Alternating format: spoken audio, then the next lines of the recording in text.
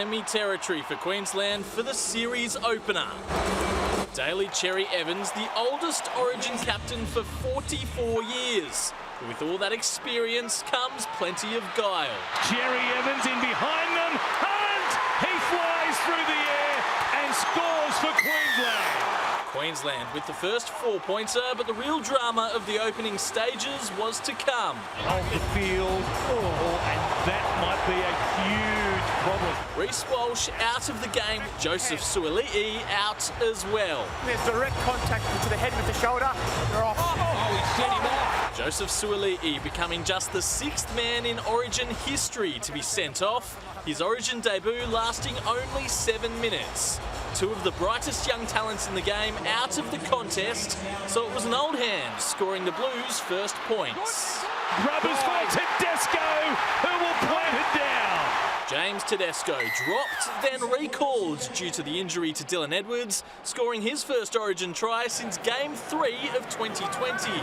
The Maroons, though, quick to exploit the side where Sua'ali'i would have been defending. They found the space, they've got a surplus of numbers here, and Hamiso Tabuai-Fidow. Origin try number 6 for Hamiso Tabuai-Fidow, and he'd have number 7 soon after. Queensland attacking the Blues' right edge again. Gives it to DeLonghi. They're lining up. There are Maroons everywhere. Why not give it to Hamiso Tabuai-Fidow again? The Maroons 14 points up. Spencer Leniu inches from a try, but the score would remain 20 points to 6 at halftime. The Blues haven't overturned a halftime deficit for 7 years. For Lomax, who has the lead, comes down with it and scores for the Blues. A try on State of Origin debut for Zach Lomax. New South Wales down to 12 men, down by 10 points, not yet down and out. Still don't know what's It's Martin again. But there's only so much pressure they could withstand. Ben Hunt, though, weaving in traffic, gets away from Tedesco. Hunt! They go the length of the field. A second try of the game for Ben Hunt. The Maroons 1-0 up. Straight to Cherry Evans, an intercept. He's one of the best at it. Go, it's a race now. To'o coming across the field. Cherry Evans kicks. Coates looming up. Brilliant. Will win the race for Queensland. The Hammer adding a third try late on, his 8th in 5 Origin matches. Queensland taking Game 1 with Game 2 in Melbourne and 3 in Brisbane. The Game 1 winner has won the last 4 series. Justin Edwards, Fox Sports News. The 28-point margin, also Queensland's biggest win since 2015. Michael Maguire losing his first game in charge as New South Wales coach, while Hamiso Tabuai-Fidow's 3 tries now the equal most in a single Origin match. But it was that tackle early on that turned the game upside down and finished with Joseph Sua'ali'i's Origin debut inside 8 minutes. For the very latest, let's bring in reporter Jeff Smith, who's been covering off all our Origin fallout for us this morning and continues to do so today. Jeff, great to catch up with you again. It was the turning point of the match, if not the series, and perhaps a turning point in a young career. Sua'ali'i under plenty of scrutiny this morning. How's he handling? Well, I mean, it's certainly one he'd like to have back, for sure, Jim. I mean, just 8 minutes on Origin debut. He's copped that 4-game ban now, which rules him out of Game 2. And who knows what's going to happen in Game 3. And with his impending move to rugby union, I mean, we may have seen the end of Joseph Suaalii in Origin. We don't know. He may get back for Game 3. We'll see how that one plays out. But, look, he's certainly a remorseful man. I spoke to a few of the Queensland guys this morning, Daly Cherry Evans among them, and they haven't heard from Suaalii yet, but the man himself will reach out at some point just to sort of offer his condolences. But in some positive news, we also saw Reece Walsh here today, and he was in pretty good spirits. Wasn't too keen to talk to the media, but he's not the first player after a win that doesn't want to talk to the media, Jim. So he seems okay. So an 11-day stand-down period for him.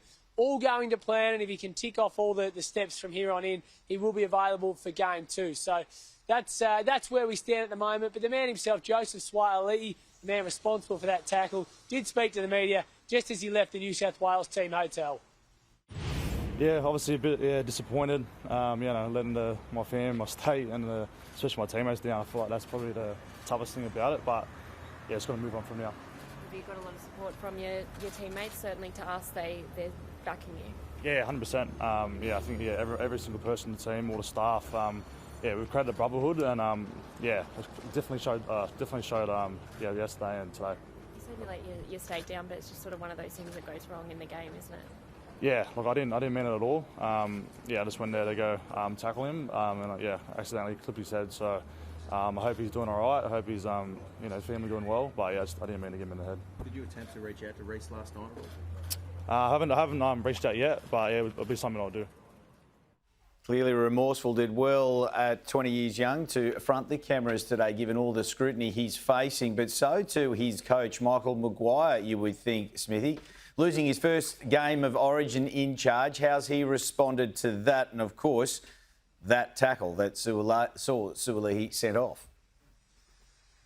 Well, I suppose the number one thing is that the series is still alive. It's only one game and they head to Melbourne with a chance to square the ledger. But I think there are a few positives for Michael Maguire to take out of it, given that they did manage to score twice while they were a man down. And for probably 20 minutes after half-time, they really sort of stuck it with Queensland. And it was that sort of period that probably gives him a fair bit of confidence. Probably that time again, straight after the incident, if they just probably need to plug up that right edge defence a little quicker. Queensland were able to score 2 tries down that side of the field where Suaalii would have been defending, which is credit to Queensland. I mean, DCE, the captain, led that team pretty well in the aftermath of the incident. So, look, for Michael Maguire, it's certainly not all over. It was a tough initiation to the Origin arena, but he'll be looking to bounce back without his star centre, Joseph Suaalii. Yeah, we've got to make sure we stick by him, and yeah, he's a young player that was just trying. You know, he was out there trying, and he's a really good human being. So make sure we get behind him and look after him because it's definitely not what he would have liked as a debut. But yeah, he was feeling pretty tough after the game, as you'd expect. You know, and as I said, we'll get behind him. You face adversity, and that's what we do now. That's part of what makes us in New South Wales. Like, you know, you got to look at the situation and go, okay, well, we faced it a little bit, and that's what we do, and we're really looking forward now. I definitely am, of getting the group back together again and having a look at how we're going to go about things for our next camp, because the camp itself was a strong camp, and they're building the spirit of what we set out to, and it's all about what we can do in that jersey. And I thought there was a lot of players that did some great things in the jersey, but now it's about doing it at a higher level, and we know we can. A sombre mood for the Blues, celebrations for the Maroons, even if they were a bit subdued, because they were up early this morning, having gone 1-up in the series. How were they today, Jeff?